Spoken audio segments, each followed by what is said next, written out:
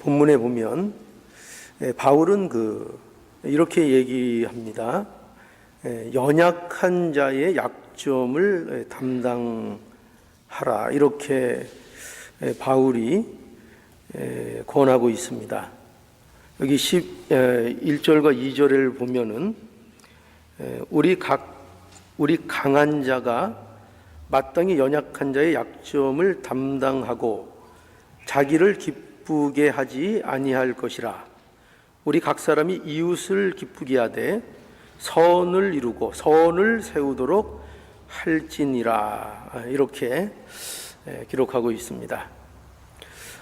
이 말씀을 우리가 이렇게 그냥 쉽게 이렇게 읽어보면은, 그리고 좀 이렇게 정신을 차리지 않고 이런 말씀을 읽으면 이게 무슨 말씀인가, 이게 뭐 그렇게 중요한 내용인가, 이런 생각이 들 수 있습니다. 그런데 우리가 이런 말씀들을 그냥 너무 쉽게 읽어내리고, 그리고 어떻게 보면은 말씀을 대할 때에 우리가 버릇처럼 말씀에 대해서 정신을 차리지 않고 읽어서 이런 말씀이 가지는 중요한 의미들을 우리가 놓치기 쉽습니다. 그러니까 정신을 차리고 읽으면은 이게 단순한 말씀이 아니고 굉장히 어려운 말씀입니다. 왜 그런가 하면은 이 말씀을 우리가 다시 한번 보시면 아시겠지만, 이거는 완전히 우리의 본성이 원하는 것과는 완전히 다른 요구를 우리에게 하고 있는 그런 내용이기 때문에 그렇습니다. 여기 연약한 자의 약점을 담당한다는 것이 이게 무슨 말인가 하면은요, 이게 쉬운 얘기가 아닙니다. 이 말씀은 연약한 자의 부족한 면을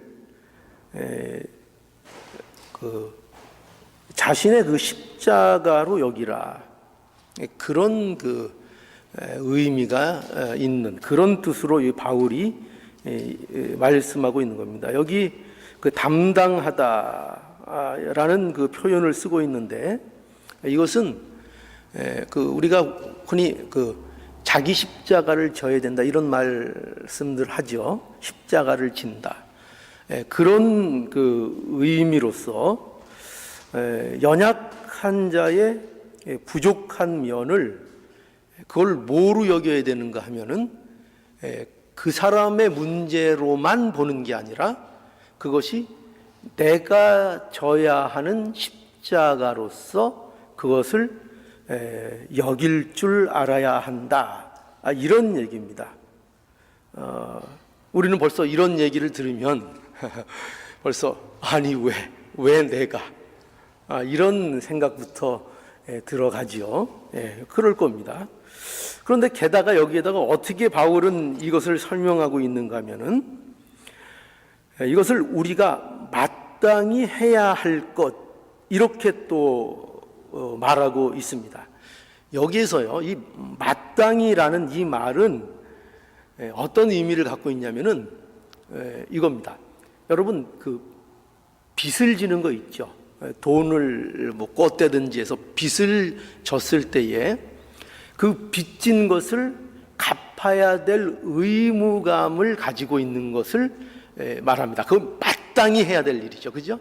그거 회피하면 안 됩니다. 그 책임을 내가 다른 사람한테 떠넘기면 안 됩니다. 그러니까 마땅히라는 이 말에 그 빚진 자의 의무라는 것이 거기에 포함되어 있습니다. 그러니까 지금 이게 무슨 뜻인가 하면은 바울은 이렇게 얘기하는 겁니다. 우리가 연약한 자의 약점, 연약한 자의 가진 어떤 부족함, 또 좀 더 이렇게 좀 정난하게 얘기해서 어떤 못남, 이런 것들을 우리가 볼 때에 그것을 비난하거나 그것을 이거는 나하고는 상관이 없는 일이야 라고 외면을 하거나 그렇게 할 문제가 아니고, 이게 뭐냐면은 내가 갚을 어떤 빚이다, 내가 책임져야 할, 마땅히 책임져야 할 어떤 나의 몫이요, 나의 일이다, 나의 문제다, 나의 문제다, 이렇게 여기고 받아들이라는 게 바로 이 말씀의 뜻입니다. 우리 강한 자가 마땅히 연약한 자의 약점을 담당하고의 뜻입니다. 이것이 그런 의미를 갖고 있는 겁니다.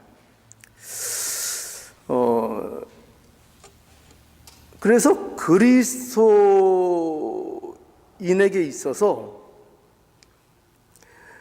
이 연약한 자의 그 약점을 담당하는 것은 이게 얼마나 중요한 일인가 하면 그게 내 책임이다 이렇게 얘기를 하고 있는 겁니다. 그것은 내가 짊어질 내 책임이다. 굉장히 벌써 여기 어렵죠. 그죠? 아니 그런 게 어디 있어. 아니 그 사람 약점을 왜 내가 책임을 져? 왜 그거를 나의 그 책임으로 돌려? 그런데 성경은 그것이 우리의 책임이다. 너희들이 강한 자냐? 너희들이 신령한 자냐? 하나님의 은혜를 입은 자냐? 그러면 내 형제의 연약함, 그들이 갖고 있는 약점, 부족한 것들을 내 몫으로 인식해라. 그거 마땅히 받아야 될 책임으로 인식해라. 이렇게 말씀하고 있는 겁니다. 그러니 우리가 이런 말씀만 보아도 우리는 이제 알게 되죠. 뭘 알게 되는가 하면은 우리가 하나님의 말씀에 대해서 얼마나 건성으로 대하는가를 우리는 알게 됩니다.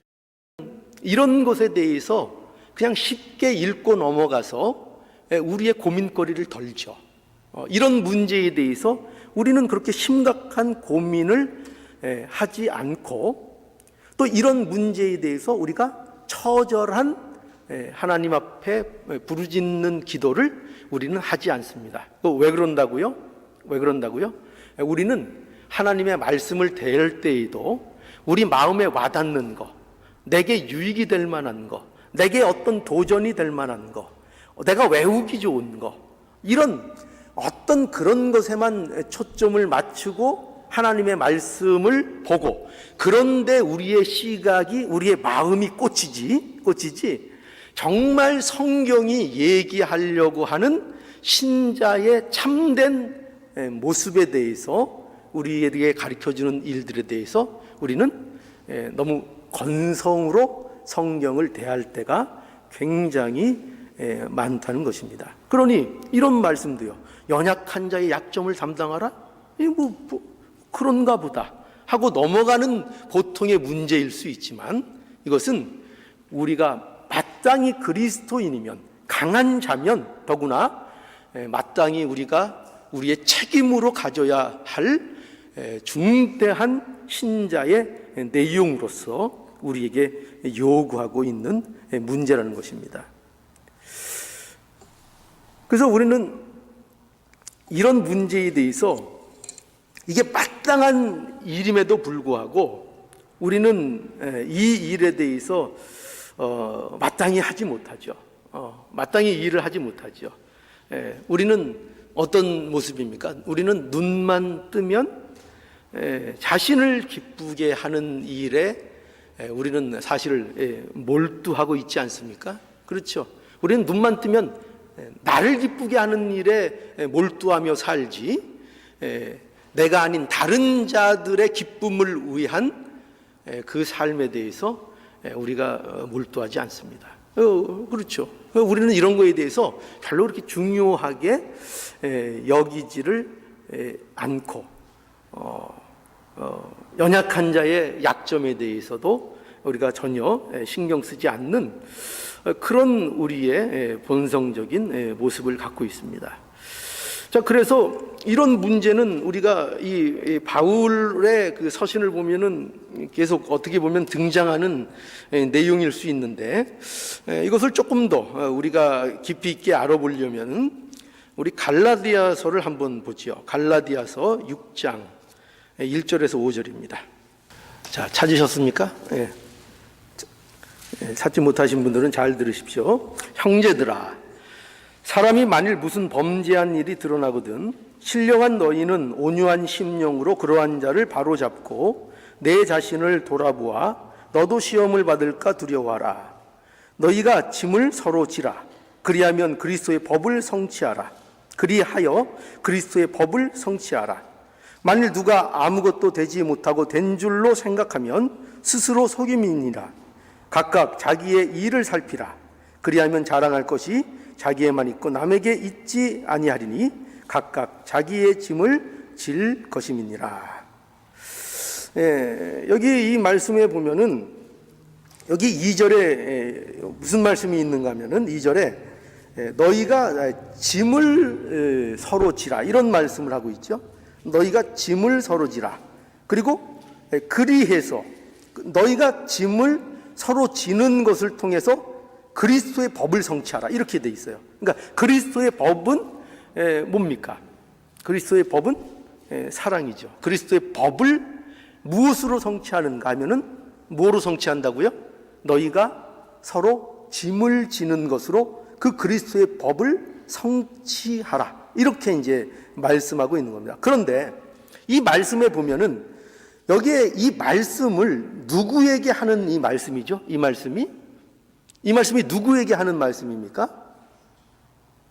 누굴까요? 여기 너희는 누굴까요? 너희가 짐을 서로 지라 할 때 이 너희는 누굽니까? 너희는 여기 신령한 너희들입니다. 신령한 너희들.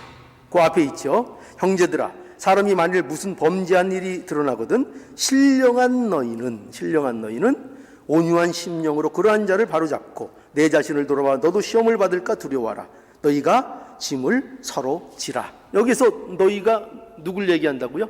신령한 너희들입니다. 그러니까 이 신령한 너희는 누구냐면은 예수 믿는 자를 얘기하는 거예요. 예수 믿는 자. 근데 예수 믿는 자, 구원받은 자인데 특별히 어떤 자인가 하면은 복음의 확신을 가지고 있고 복음 의에서 자유를 누리는 자. 그러니까 우리가 살펴보고 있는 본문에 의하면은 어떤 자죠? 강한 자죠. 강한 자. 믿음이 강한 자를 얘기하는 것입니다. 그러니까 여러분 하나님의 요구는 이렇게 보면은 누구에게 하나님의 요구가 있는가 하면은 언제나 강한 자에게 하나님의 요구가 강하게 있습니다. 그러니까 약한 자에게 하나님의 요구가 있는 것이 아니라 언제나 신령하다고 하는 자들, 그러니까 믿음이 강하다고 하는 자들, 복음에 대한 확신을 가지고 있는 자들, 그래서 믿음 생활 잘하는 자들이죠. 그러한 자들에게 언제나 하나님께서는 경고와 꾸중을 하십니다. 왜 그럴까요? 연약한 자들에게 해서는 안 되기 때문입니다. 연약한 자들에게 하는 게 아니라 하나님께서는 언제나 강한 자, 그것을 받을 만한 믿음이 있는 자들에게 하나님께서는 언제나 강한 경고와 주의를 주시는 겁니다. 그래서 여기에서도 계속 등장하는 내용들이 뭐냐면 누구에게 중점적으로 말씀을 주고 경고를 주고 있는가 하면 강한 자들입니다. 강한 자. 너희 강한 자들이 잘해야 된다. 신령한 자들이 잘해야 된다. 복음에 대한 확신을 갖고 있는 자들이 잘해야 한다. 이렇게 계속 말씀하고 있는 것입니다. 그래서 언제나 믿음 생활은 강한 자가 감당해야 된다는 것을 알아야 됩니다. 연약한 자에게 미루는 것이 아니고 언제나 믿음이 강한 자들, 복음의 확신을 갖고 있는 자들, 신앙생활 오래 하고 연조가 깊고 믿음을 잘 지키는 이런 사람들이 뭐를 해야 되느냐? 믿음의 일들을 담당해 내야 합니다. 그 일 중에 가장 중요한 일이 뭐냐? 연약한 자의 약점을 세워주는 것입니다. 돌봐주는 것입니다.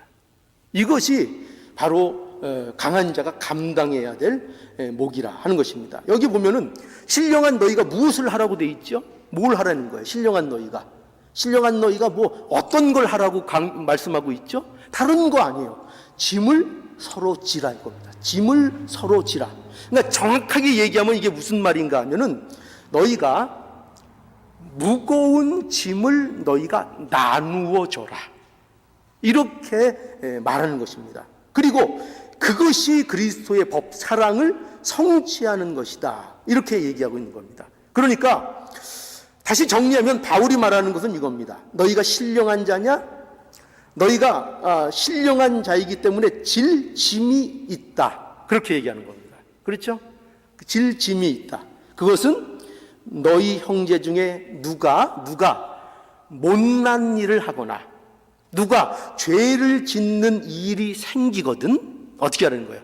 정죄하고 업신여기고 무시하거나 때로는 그 일에 대해서 이것은 나와 상관없어 라고 모른 채 하고 이 일에 대해서 무관심으로 대하지 말고 이 못난 일이 그 죄를 지은 것이 나의 못남이요 나의 죄인 줄 알고 그 책임을 나누어 줘라.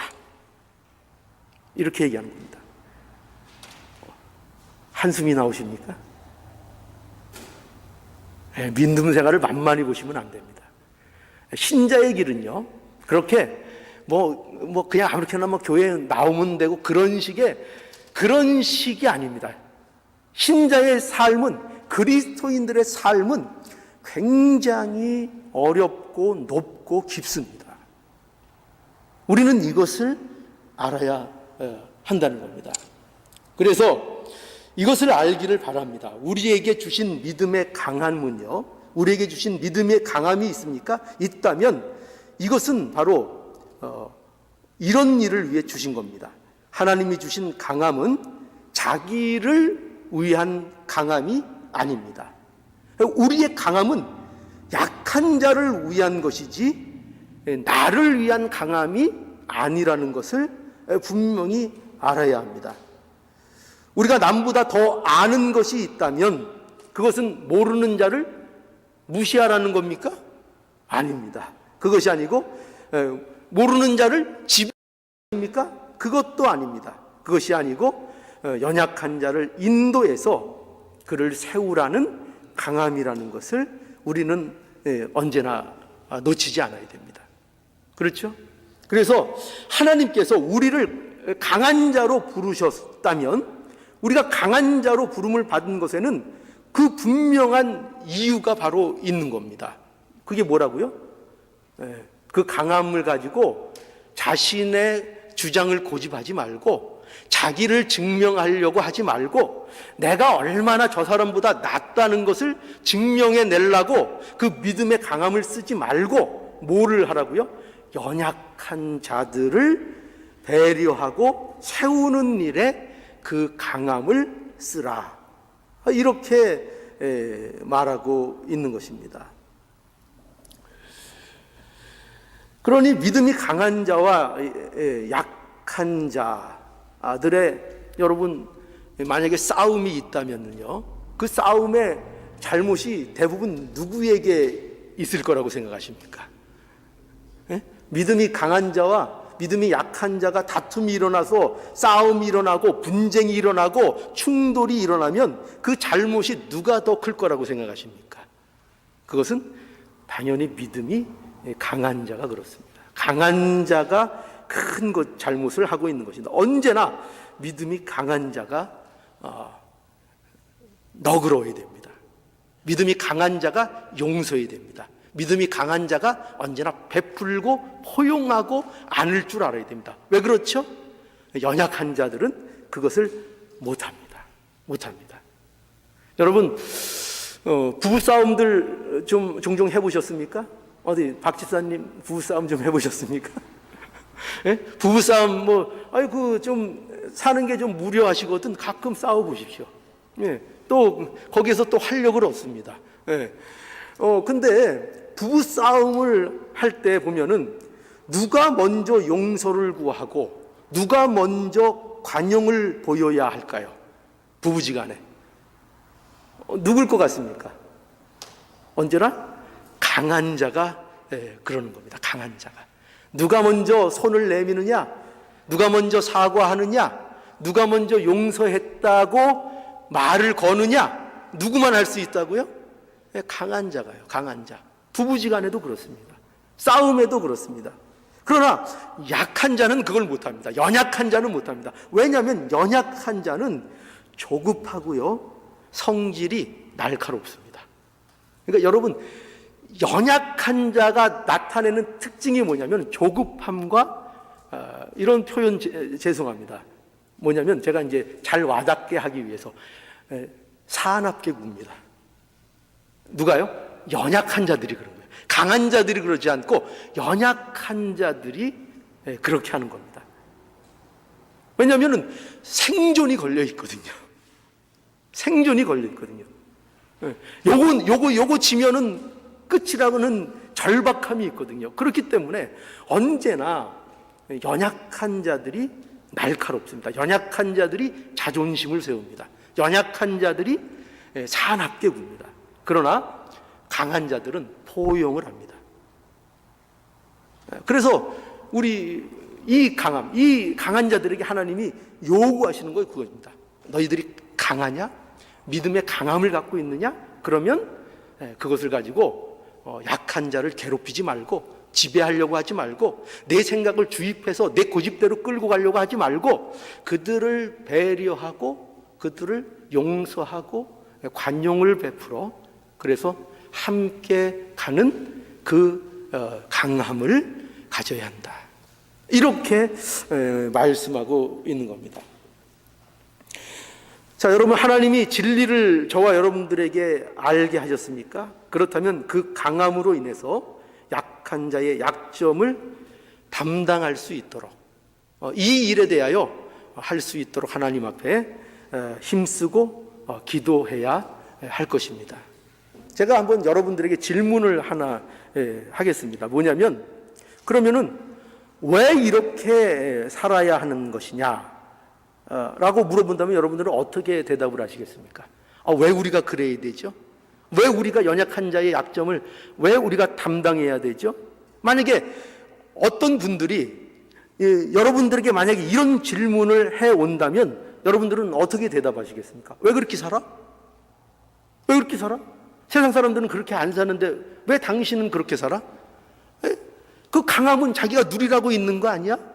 약한 자는 약하니까 당연히 지배받는 게 당연한 거 아니야?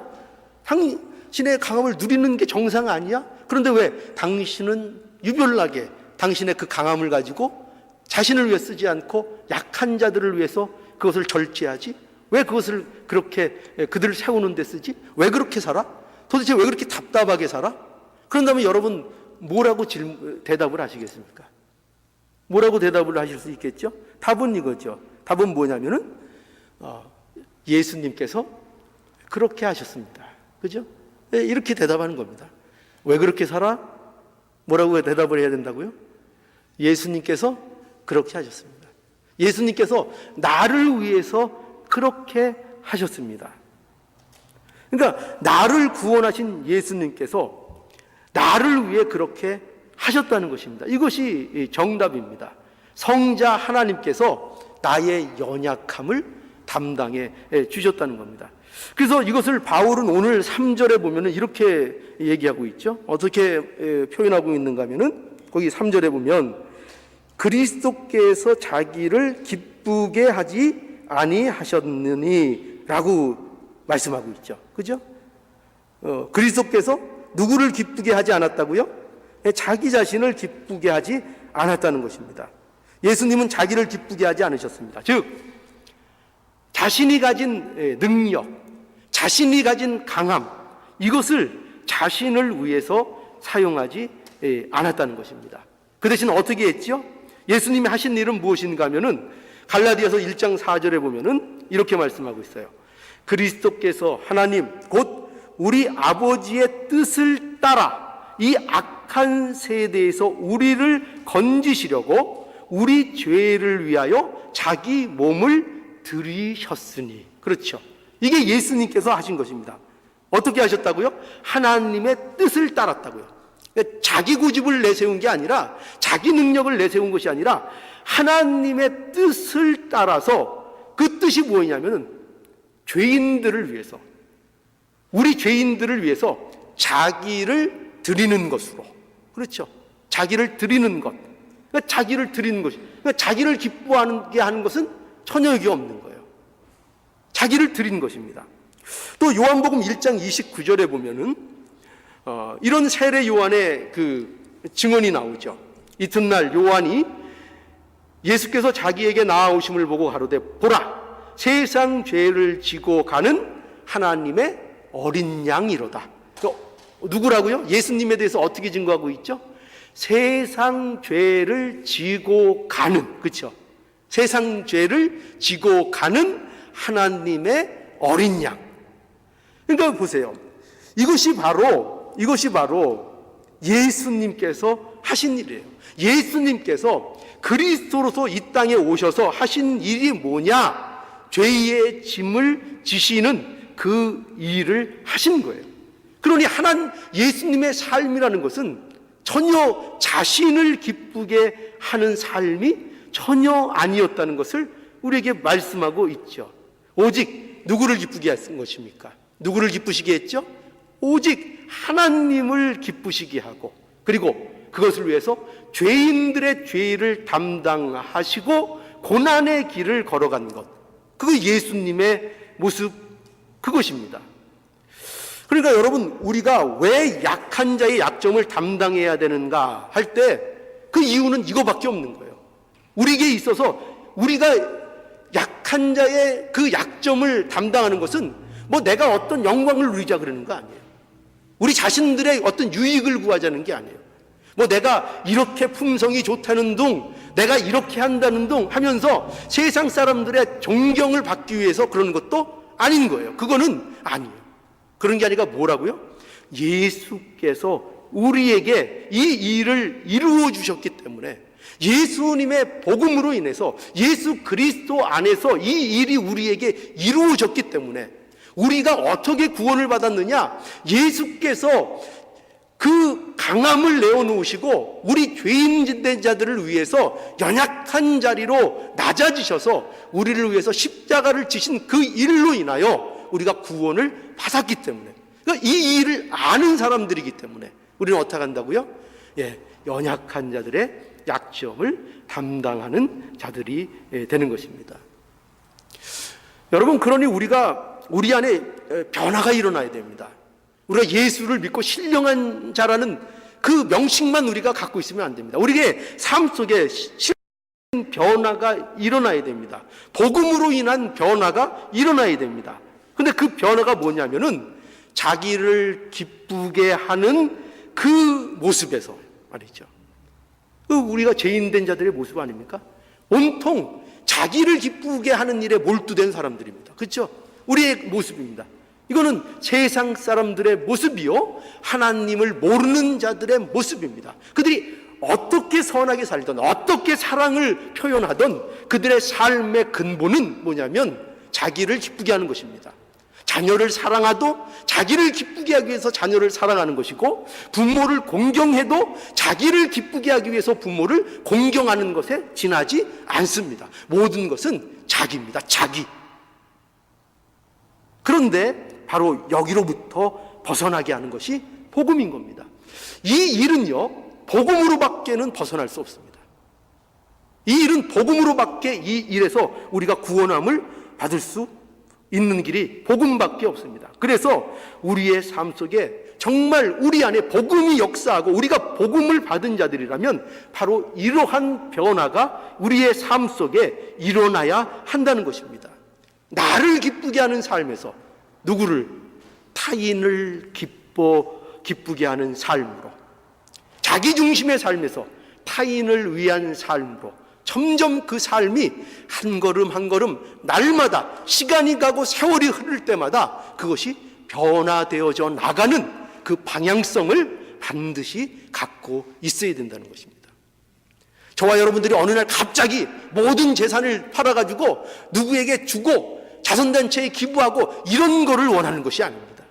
그런 것이 아니라 우리가 이 복음을 갖고 있으면 그러한 방향성을 가지고 언제나 그의 삶이 이 면에 대해서 늘 부딪히고 자신의 부족함을 알게 되어서 하나님 앞에 이 문제에 대해서 부르짖고 부르짖으면서 날마다 이 길을 나아가는 애씀과 기도가 있게 된다는 것입니다. 이 싸움이 늘 일어난다는 거예요. 그러니까 이런 변화가 우리 안에 실제적으로 있어야 한다는 것입니다. 과연 우리들의 삶은 어떤지 한번 돌이켜볼 수 있기를 바랍니다. 나의 삶이 오늘도 눈을 떴더니 내 생각밖에 안 나는, 나를 어떻게 하면 기쁘게 할까? 어떻게 하면 나의 삶을 기쁘게 누릴까?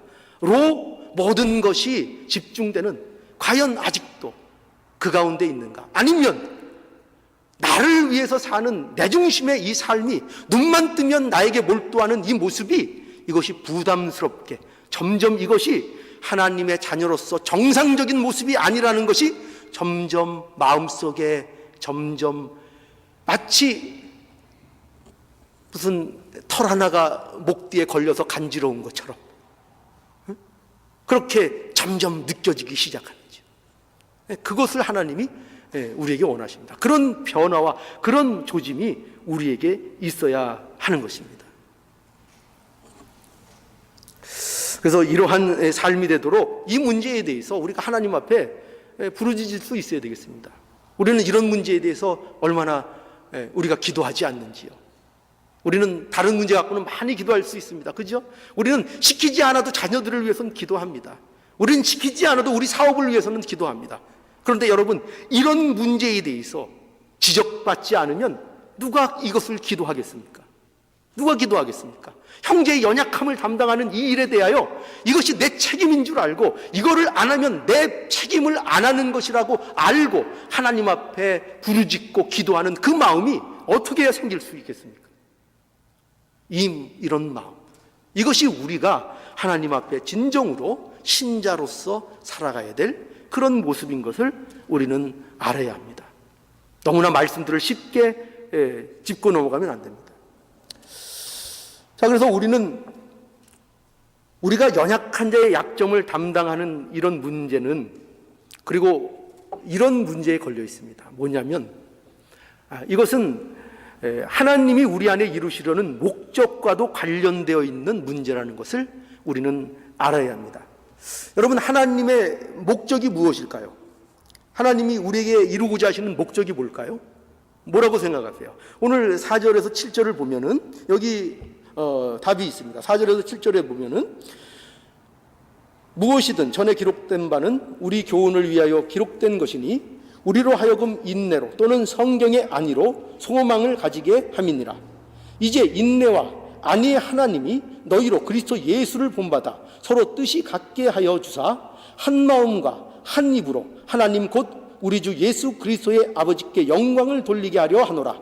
이러므로 그리스도께서 우리를 받아 하나님께 영광을 돌리심과 같이 너희도 서로 받으라. 이렇게 바울이 진술하고 있습니다. 그러니까 이 말씀은 무슨 말씀인가 하면요, 바울은 구약에 기록된 하나님의 모든 말씀이 우리의 교훈을 위해서 주신 말씀이라고 그렇게 설명하고 있습니다. 그래서 성경의 말씀은 우리에게 인내로 또는 안위로 소망을 가지게 하시려는 그런 목적으로 주신 말씀이라는 것을 여기 바울이 기록하고 있습니다. 즉 다시 얘기해서 바울은요, 하나님의 어떠하심을 얘기하는데 그 하나님의 어떠하심은 하나님이 우리에게 말씀을 통해서 소망을 주시는 분이라는 그 얘기를 하는 겁니다, 바울이. 그런데 그리고 바울이 이렇게 얘기합니다. 바로 그 하나님이 그 우리에게 소망이 되어주시는 그 하나님께서 우리에게 예수 그리스도 안에서 이루고자 하시는 목적이 있다는 겁니다. 목적이 있는데 그 목적이 뭐라고요? 그것은 성도들이 약한 자나 강한 자나 주 안에서 하나가 되어 하나님께 영광을 돌리는 것이라, 이렇게 말씀하고 있는 겁니다. 그러니까 이게 하나님의 목적이라는 거예요. 그러니까 바울은 우리 강한 자가 신령한 자가 복음을 확신으로 갖고 있다는 그런 신령한 자들이 어떻게 해야 되느냐? 바울은 우리 강한 자가 왜 연약한 자의 약점을 담당해야 하는가? 또 왜 우리가 자신을 위하는 것보다는 남을 위하는 삶을 살아야 하는가? 왜 도대체 그들을 용서해야 하는가? 왜 도대체 그 약한 자들에 대해서 관용하고 용서를 베풀어야 하는가 할 때 그 목적을 뭐라고 연결시키고 있는가 하면은 그것을 통해서 하나님께서는 뭘 하기를 원하신다고요? 하나님의 영광을 나타내기를 원하신다 이거예요. 그 목적이에요. 그러니까 하나님께서 우리에게 왜 이러한 형제의 연약함, 이 약점을 담당하고 그 짐을 서로 지고 그거에 대한 책임을 가지고 그렇게 살아야 되는 이유가 뭐냐? 왜 우리는 그들을 무시하면 안 되느냐? 왜 내 멋대로 내 강함 가지고 내가 누리면 안 되느냐? 그걸 남을 위해서 희생할 줄 알아야 되느냐? 하나님은 그것을 통해서 형제들의 일치를 이루어내시며 그 일치를 통해서 하나님께서 영광을 받으시겠다는 것이 하나님의 뜻인 것입니다. 하나님의 목적이신 것입니다. 그래서 우리를 부르신 거예요. 우리를 온갖 다른 환경과 사정과 그런 모든 갖가지의 사건 속에서 우리를 부르셔서 끊임없이 우리를 연합하게 하시고 일치가 되게 하시고 하나가 되게 하셔서 무엇을 하나님께서 이루어내시겠다고요? 너희들을 통해서 부족한 자, 연약한 자, 못난 자, 강한 자, 너희들을 통해서 하나로 일치를 시켜서 내가 영광을 받을 것이다. 이 계획을 하나님이 갖고 계십니다. 이 계획을요. 그러니까 여러분, 우리는 못난 자일 수 있습니다. 나는 연약한 자일 수 있습니다. 나는 부족한 자일 수 있습니다. 그리고 나는 강한 자일 수도 있습니다. 그런데 하나님께서 그 모든 자들을 아우러서 하나님이 내가 기필코 영광을 받아내겠다. 하나님이 그렇게 우리에게 말씀하고 있는 것입니다.